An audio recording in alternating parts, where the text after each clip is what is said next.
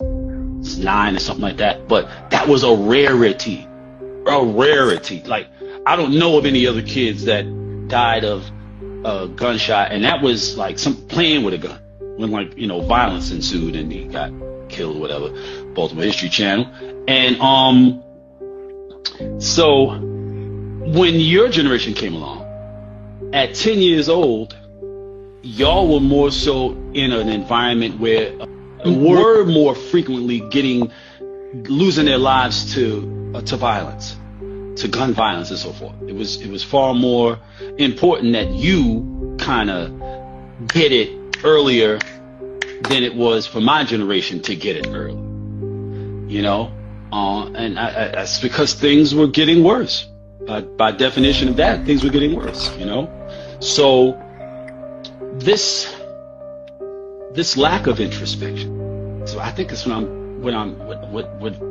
is at the crux of what I'm talking about. The lack of introspection is really what's undermining even those of us who are gifted, intelligent, you know, smart kids doing dumb shit because they lack introspection. They lack the ability to really go into their own process and really think about, like, the shit they're thinking about, which is that's key to critical thinking. Like, to think about, like, you have an idea, but is it a good idea, or is it just a fucking idea? Did you really think about, like, what the far-reaching impact might be beyond what it is you want immediately? Like, you might get what you want immediately, but then you might also get what you don't want later on from the same exact action that got you what you wanted.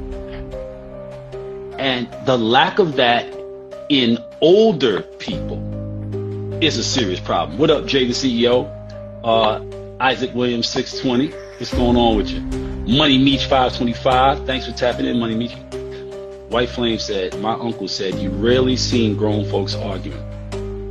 Well, it depends on where your uncle was from, because I come from the ghetto, like the actual ghetto.